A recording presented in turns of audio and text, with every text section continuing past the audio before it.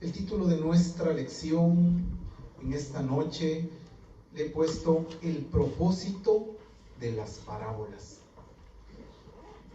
Estamos relacionados con lo que es una parábola, ¿no? Una parábola pues es una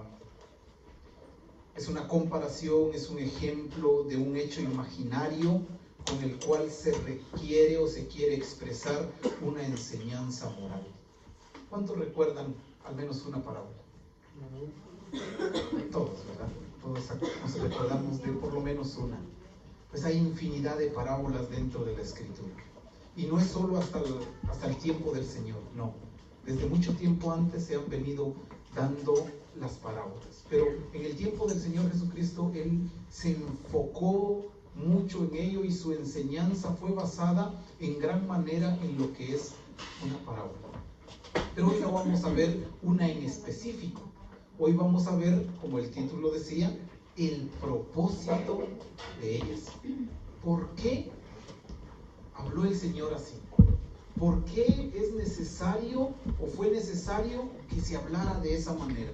Y propósito es la intención de hacer algo, un fin o un objetivo que se pretende llegar o una finalidad. Ese es el propósito. Entonces nos vamos a preguntar de esta manera, hermanos, ¿qué es lo que el Señor quería o qué es lo que Él pretendía? ¿Cuál era el fin? ¿Cuál era el objetivo que Él tenía de hablarle a la multitud en parábolas? Esa es nuestra pregunta. Y lo vamos a responder en base a la Escritura por el título, el propósito de las parábolas. Pero para ello quiero que vayamos al Evangelio de Mateo, en el capítulo 13, versos 34 y 35. Y de este texto vamos a partir nuestro estudio en esta noche. El Evangelio de Mateo, en su capítulo 13, los versos 34 y 35, nos dicen de esta manera: todo esto habló Jesús por parábolas a la gente, y sin parábolas no les hablaba. Aquí está un propósito en el verso 35. Para que se cumpliese lo dicho por el profeta cuando dijo: abriré en parábolas mi boca, declararé cosas escondidas desde la fundación del mundo. Hermanos, vemos qué interesante es este punto. Voy a preguntar, ¿en la Escritura habrán cosas escondidas? Infinidad de cosas, muchísimas, de las cuales nosotros tal vez nunca vamos a llegar a conocer. Hay cosas que nosotros no vamos a entender, hermanos. Vamos a morir y no vamos a poder entender. Y las generaciones venideras van a entender cosas que nosotros no vamos a poder hacer. Y las generaciones que han pasado nos han dejado un adelanto de lo que nosotros entendemos. Lo que nosotros logramos comprender hoy de lo que es la Escritura no ha sido todo gracias a nosotros, ¿o sí?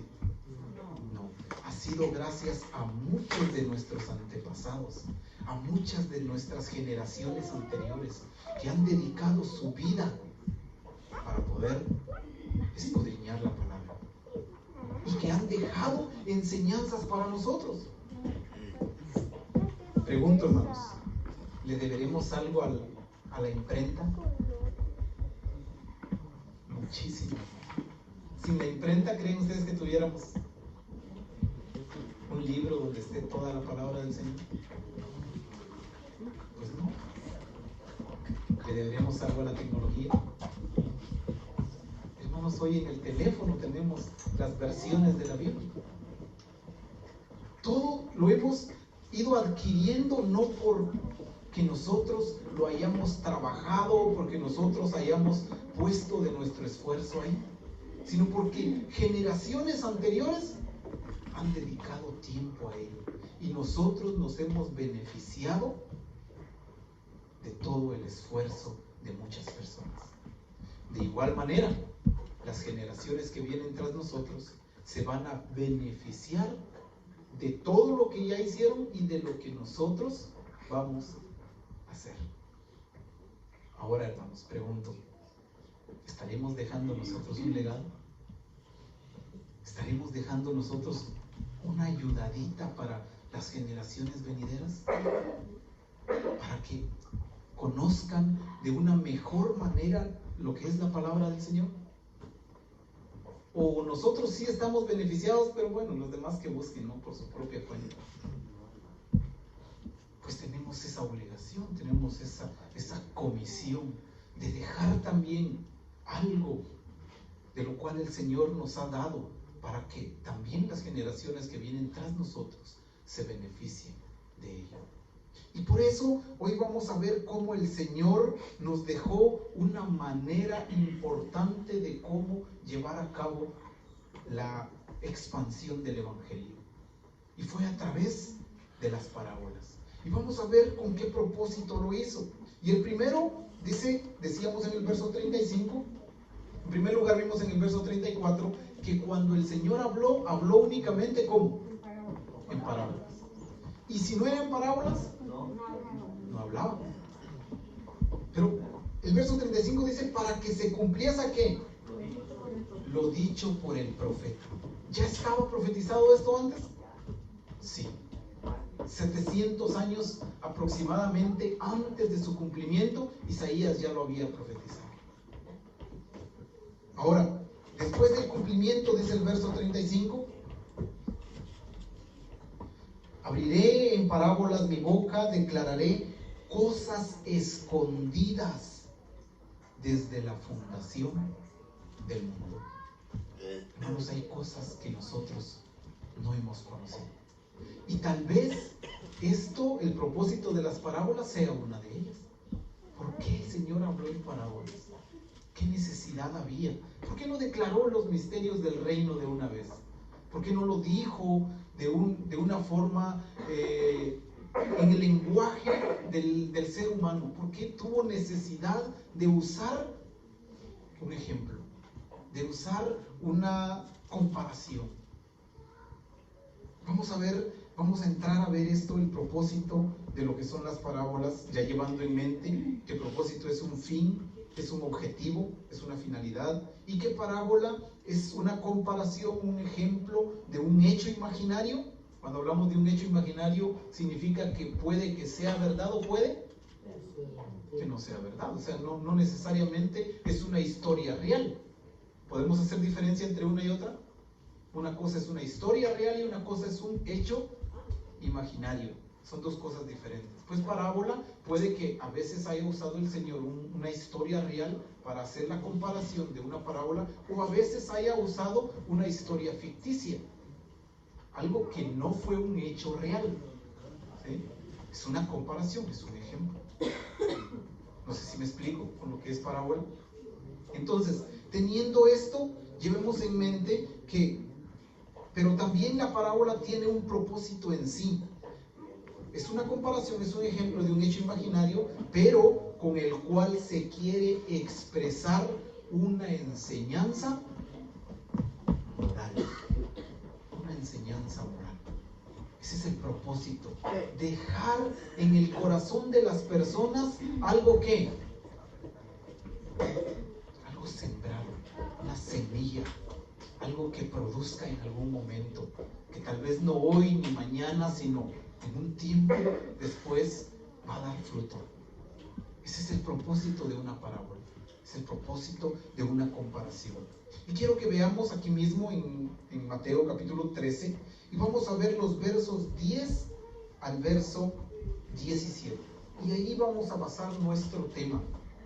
Ahí vamos a enfocar nuestro estudio en esta noche. El propósito de las parábolas.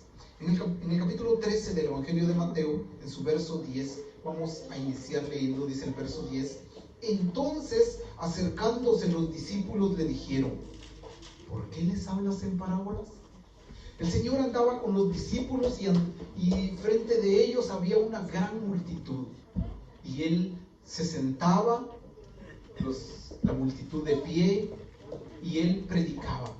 Pero la predicación del Evangelio del Señor era a base de ¿qué? Parábolas.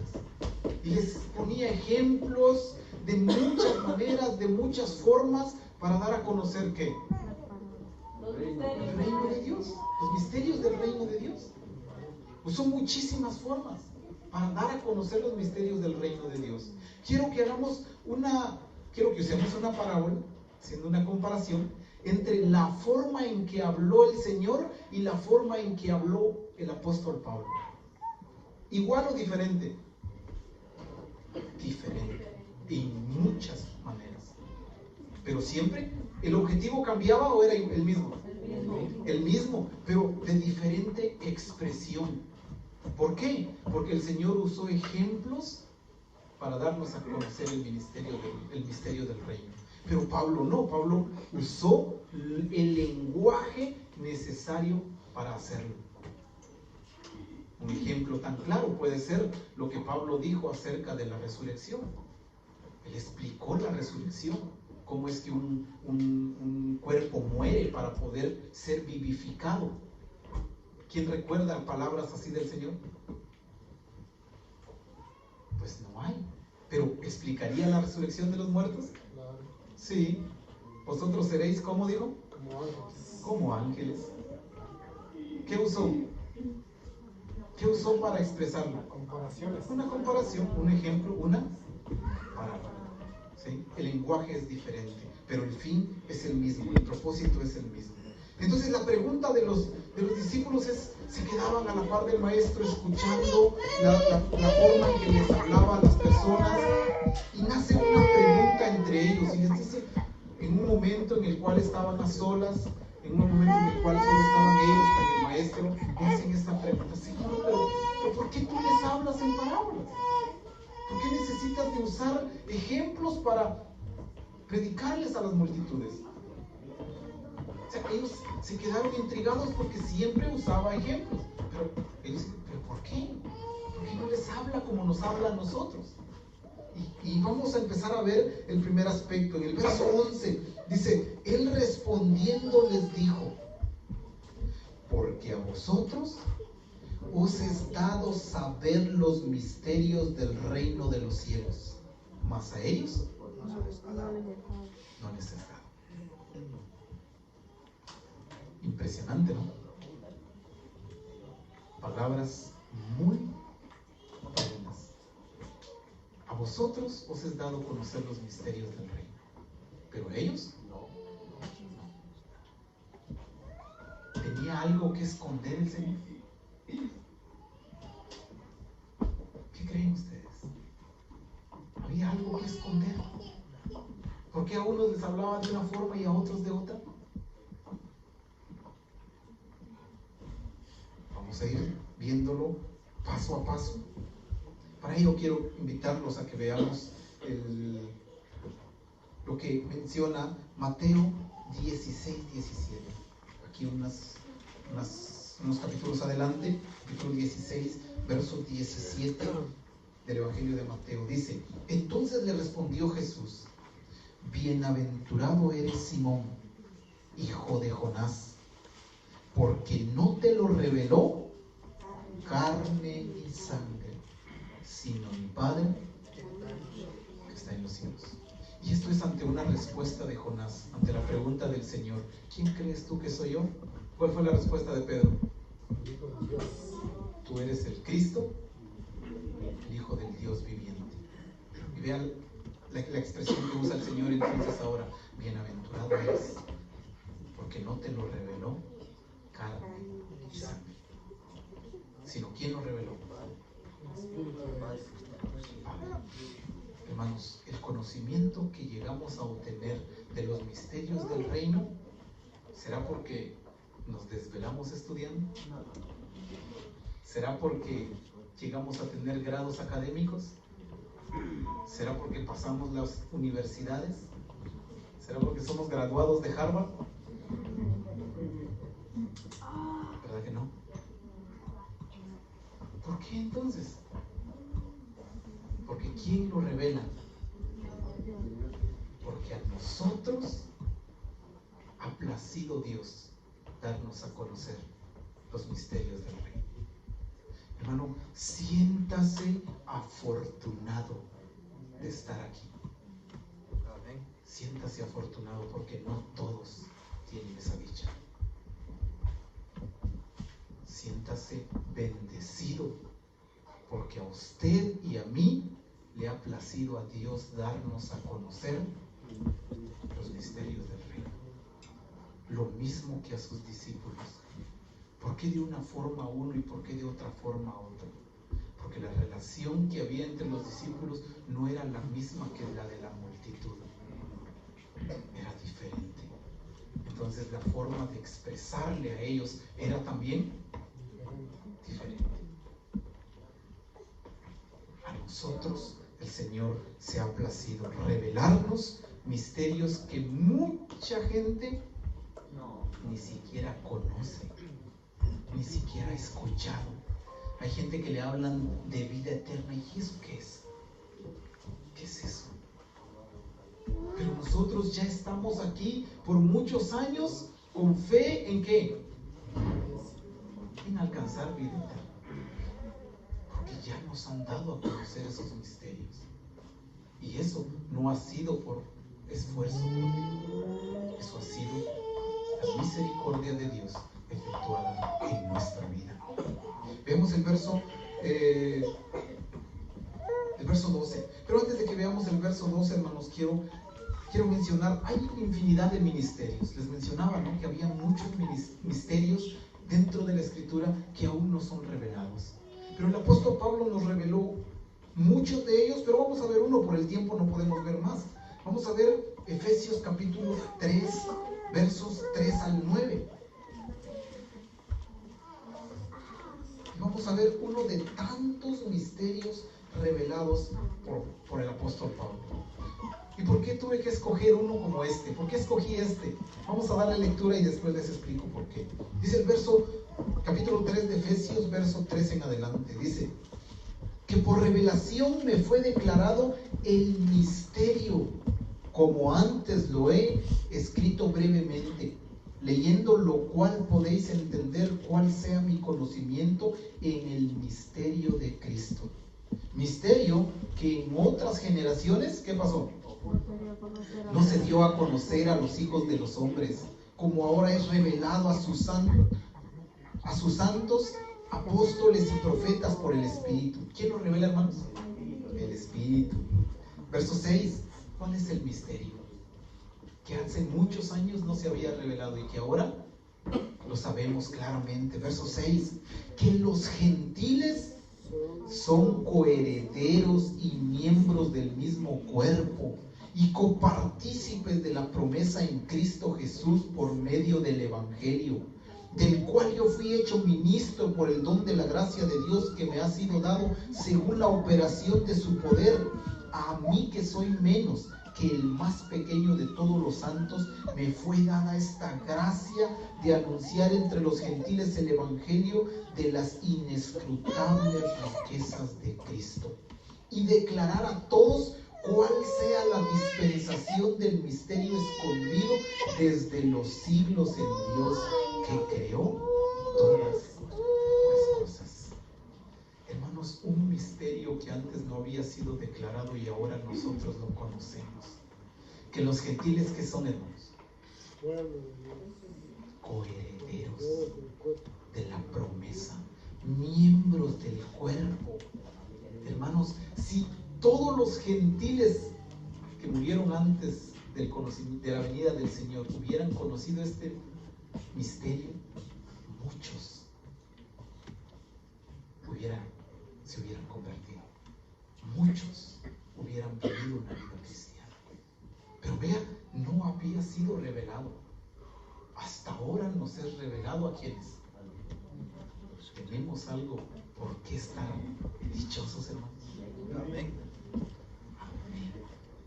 Porque ese misterio del Evangelio no se conocía. Y ahora nosotros sí podemos conocerlo.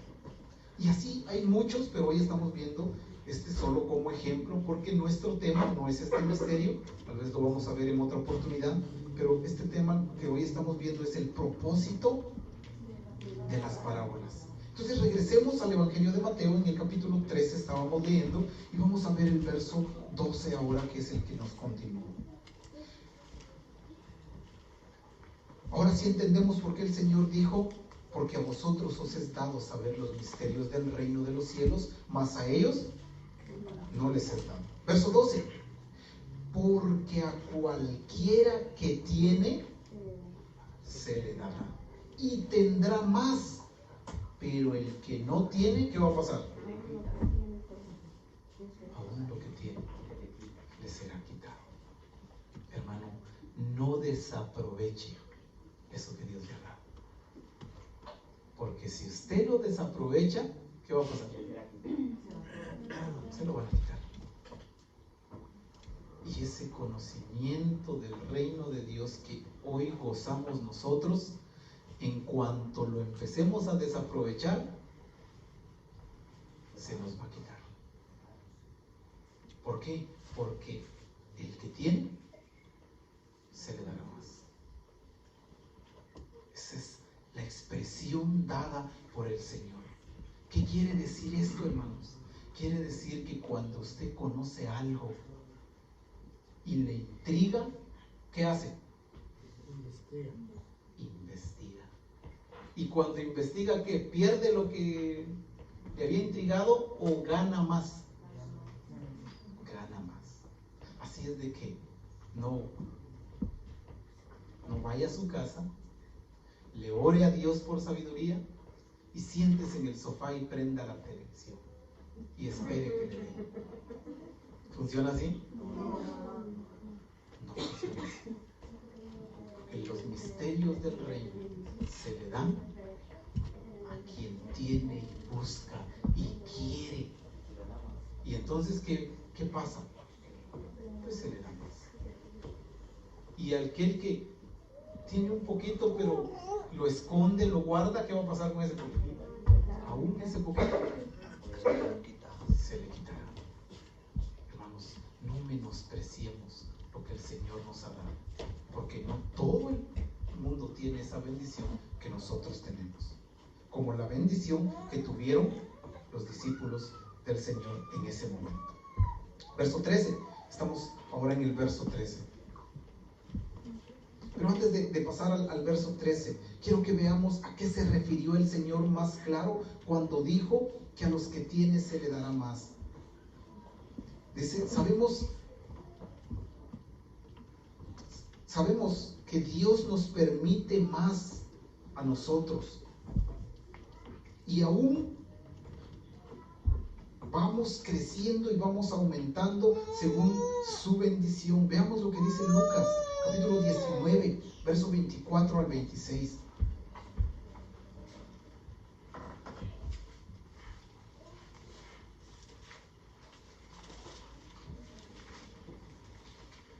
Lucas 19, verso 24 al 26. Dice este texto: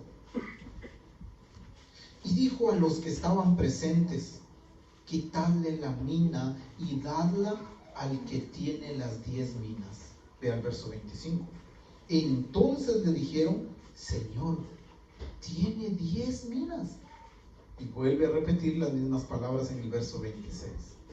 Pues yo os digo que a todo el que tiene se le dará, mas al que no tiene, aún lo que tiene se le quitará. Esta es una parábola usada por el Señor, llamada la parábola de las 10 minas. Y cómo es sorprendente que aquel que tenía solo una y la esconde, y cuando viene el Señor se la pide y dice: no, pues no la puse a trabajar, la escondí, pero aquí te la devuelvo, es lo que... No, pues no la merecía. Quítensela y désela a quién. Pero si tiene 10, ¿para qué le damos? Pues al que tiene se le dará más, y al que no tiene, aún lo que tiene le será quitado. Regresemos a Mateo capítulo 13, verso 13 ahora. Por eso les habló por parábolas. Por eso les hablo por parábolas. Porque viendo, ¿qué pasa, hermanos? Y oyendo, ni... Aquí vamos a basar nuestro aspecto fundamental de lo que es el propósito de las parábolas. Porque es necesario usar ejemplos, porque es necesario poner comparaciones. Porque ¿qué pasa con el hombre? Ve, pero no ve. ¿Cómo es eso? Pues si estoy viendo, sí, pero no. Escucha, pero no. ¿No escucha? Parece irónico, ¿no? ¿Cómo alguien puede ver y no ver al mismo tiempo? ¿Cómo puede acontecer eso? ¿Cómo alguien puede escuchar pero no escuchar? Y aún lo tercero, ni entiende. Hermanos, cuando el Señor declaró los misterios del reino, cuando usó parábolas, es algo para nosotros, lo leemos y es algo tan sencillo de comprender, ¿sí o no? Vemos una parábola, decimos el reino de los cielos es una rapidita, como un tesoro escondido, que un hombre encuentra. ¿Qué hace? Vende todo lo que tiene, compra ese terreno. ¿Por qué? Porque ahí está el tesoro. Nosotros lo escuchamos así y se nos viene toda la secuencia del Evangelio y todo lo que es la vida eterna y el reino completo de Dios. ¿Sí o no? Pero cuénteselo a alguien más que no conoce nada de Evangelio, de Biblia, ¿y qué va a decir? ¿De qué estás hablando? Pero le estás diciendo las mismas palabras, ¿sí o no?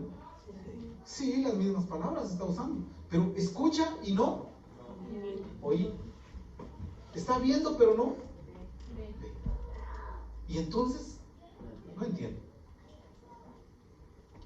Yo me pregunto cómo se da esto, un ejemplo de este tiempo. Quiero ponerles un ejemplo de este tiempo. Dice vamos a poner un ejemplo del alcohol. Dice el alcohol, decreto 90-97, el exceso en el consumo de este producto, ¿qué? Es malo para la salud del consumidor. ¿Será que se comprende eso o simplemente el hombre lo mira así o no? ¿O está oculto? Está visible, ¿no? Ahí está, ahí lo dice el envase. ¿Pero qué pasa? Lo mira y no ve, lo oye y no escucha, y por lo consiguiente no entiende. Entonces seguimos haciendo lo mismo. ¿Se da cuenta cómo el Señor Jesucristo es claro al explicar el punto? Por eso es necesario que les dé tantos ejemplos, por eso tantas comparaciones, porque ni por más que veían la gloria de Él en esta tierra, no la veían ni la entendían.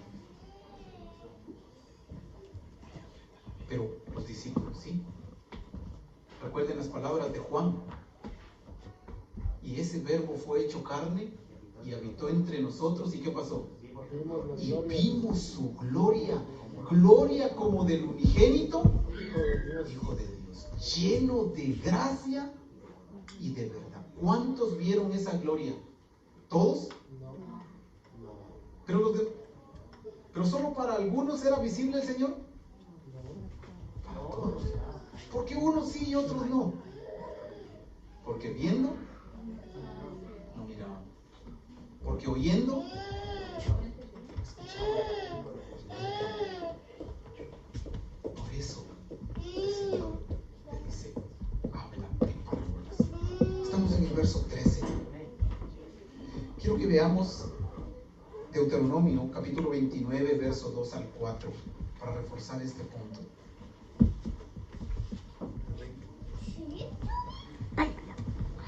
De Deuteronomio, capítulo 2 al 4. Dice el verso 2. Moisés pues llamó a todo Israel y les dijo: vosotros habéis visto todo lo que Jehová ha hecho delante de vuestros ojos en la tierra de Egipto, a Faraón y a todos sus siervos y a toda su tierra. ¿Lo había visto el pueblo, sí o no? Sí. ¿Todos o unos sí y otros no? Todos habían visto las maravillas del Señor. Cada uno por nombre lo había visto con sus propios ojos. Pero vean el verso 3, dice ahora: las grandes pruebas que vieron vuestros ojos. ¿Quiénes lo vieron? Los ojos de cada persona. Las señales y las grandes maravillas. Lo vea el verso 4. Pero hasta hoy Jehová no os ha dado corazón para entender, ni ojos para ver, ni oídos para oír. Darse cuenta, hermano, cómo el Señor lo explica 1300 años después de que Moisés ya lo había dicho. Ustedes ya vieron todo. Ustedes están viendo con sus ojos cómo el Señor convirtió el agua en sangre, cómo el Señor trajo todas las plagas. Frente al mar y se parte el mar, pasan en seco, y pasan los egipcios detrás y justo se ahogan. ¿Lo vieron todos o solo unos? Todos, hermanos. Pero ¿cuántos entraron a la tierra prometida?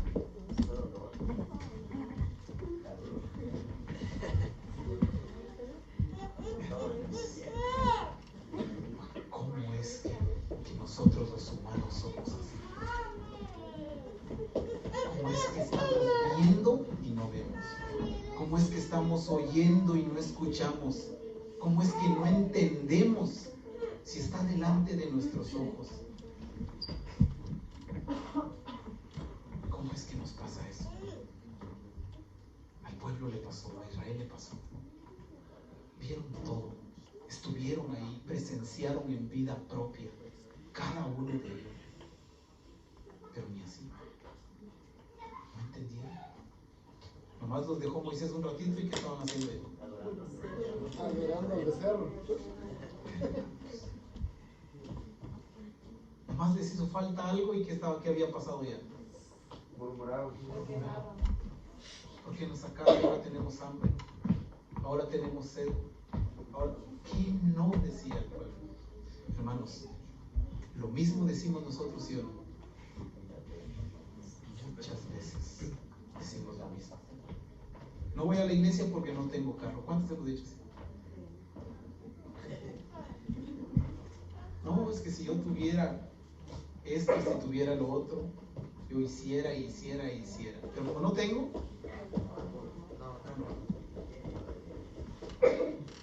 hermanos, toda nuestra vida son excusas.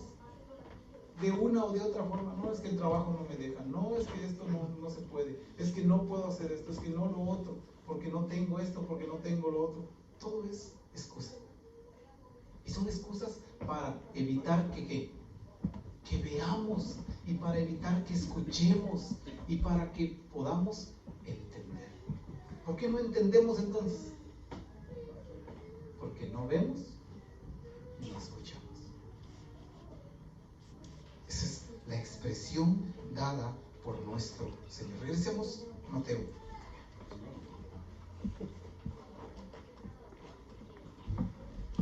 Estamos en el capítulo 13 y nos toca leer el verso 14, ¿no? Sí, verso 14 del capítulo 13. De manera que se cumple en ellos la profecía de Isaías.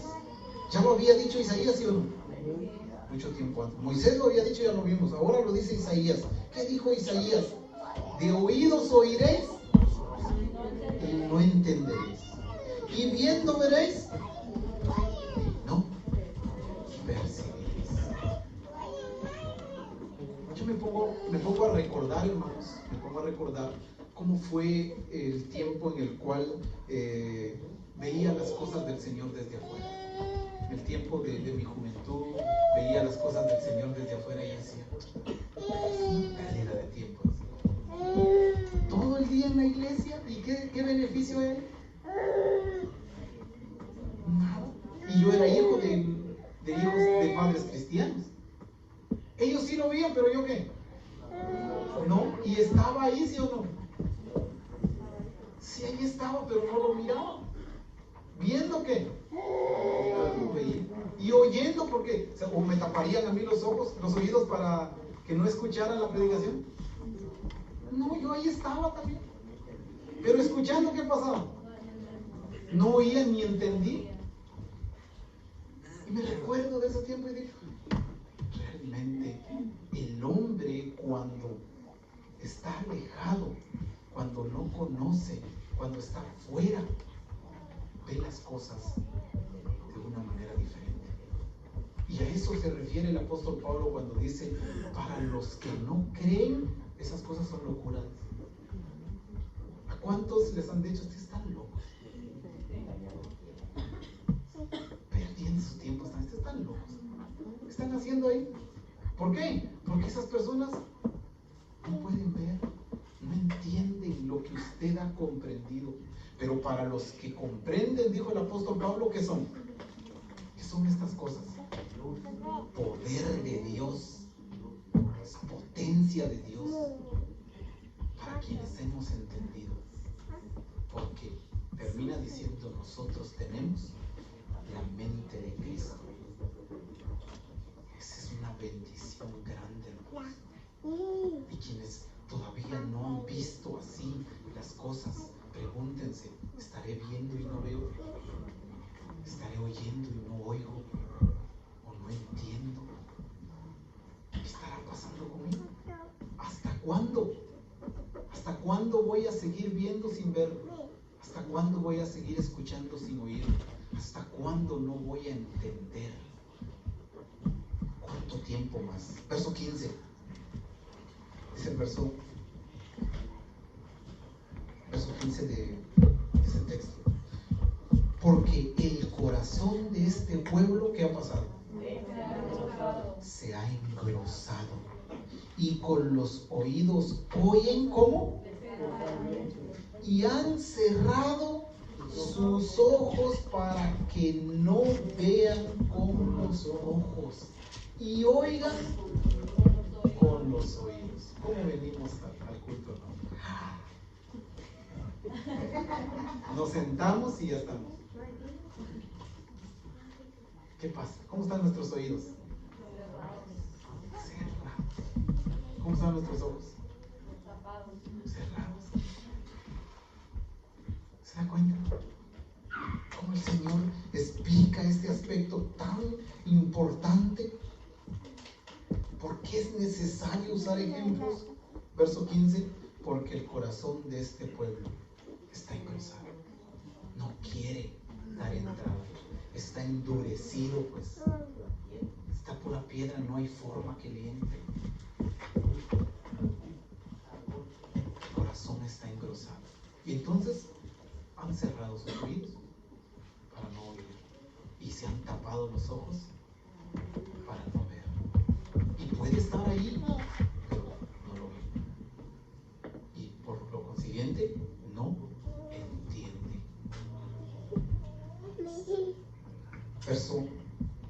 La siguiente parte del verso 15. Y con el corazón entiendan y se conviertan y yo lo sane. Hermanos, este es el propósito de las parábolas. Este es el porqué de hablar en parábolas. El Señor no quiere, o lo que el Señor no quiere es de que usted vea el Evangelio y lo vea como un beneficio material. Porque el Evangelio no es comida ni bebida. El Evangelio no es un cargo. El Evangelio no es un beneficio personal. Eso no es el Evangelio. Aquella persona que ve la iglesia y dice, a ver, ¿qué le saca de provecho? Está equivocada. Porque eso no es Evangelio. Por eso el Señor es claro y dice, porque viéndolo ven, oyéndolo oyen, ni entienden. Y con el corazón no entienden. Entonces, ¿qué va a pasar? Y se conviertan y yo los sano. Pregunto, ¿nosotros hemos llegado al entendimiento de las cosas gracias a nuestro esfuerzo? No. ¿Quién ha hecho posible eso? El Señor en nuestra vida. ¿Pero por qué? ¿Por qué se ha hecho posible? Porque un día no veíamos, ni escuchábamos, ni entendíamos, pero con el corazón nos convertimos. Eso es lo que Dios quiere. Dios no quiere que usted vea el beneficio del Evangelio con sus ojos. No quiere que usted lo escuche con sus oídos. Es que me fue bien, usted escucha, sí, pues a mí tal vez me va bien, y si le va mal, ¿qué? No a todos les va a ir de la misma manera. Entonces no podemos tomar los ejemplos de las demás personas. Dios no quiere que usted siga el cristianismo porque ve algo o porque escucha algo, sino porque de corazón se convierta. Eso es lo que Dios quiere. Y cuando usted se convierte de corazón, entonces ¿qué pasa? Dios lo sana. Entonces ahí se obra la misericordia de Dios en su vida. Cuando usted se convierte de corazón, no por lo que ve, no por lo que oye, sino por lo que entiende de corazón. Y con el corazón se convierte. Y yo, quiero que veamos un texto en base a este punto. Y es lo que dice 2 de Timoteo 2, 25 y 26.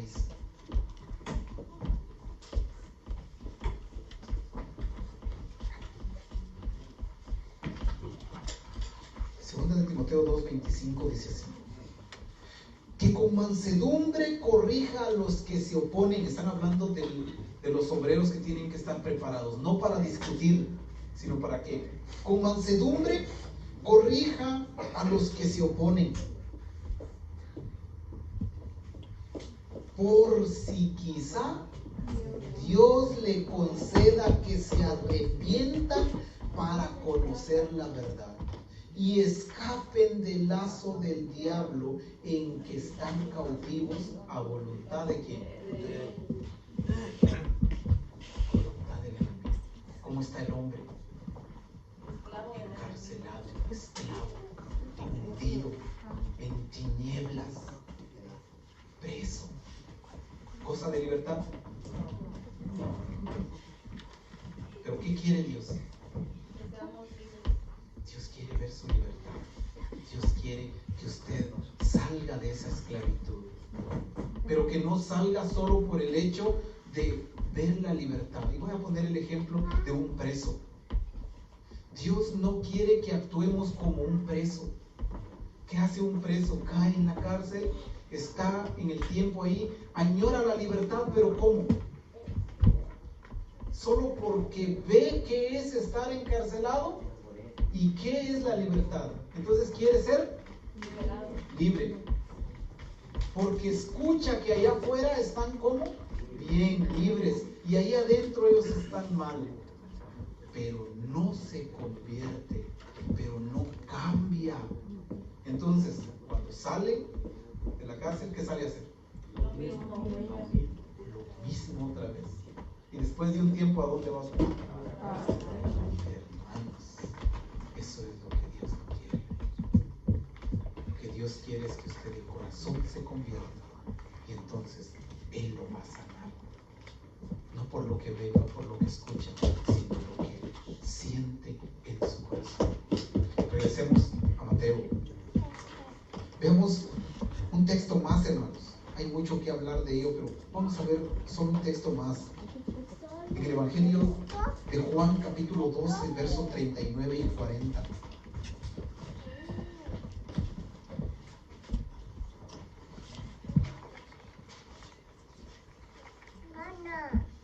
Juan 12, 39 y 40 dice el texto: por eso no podían creer, porque también dijo Isaías: cegó los ojos de ellos y endureció su corazón, para que no vean con los ojos y que pase, hermanos, y entiendan con el corazón y se conviertan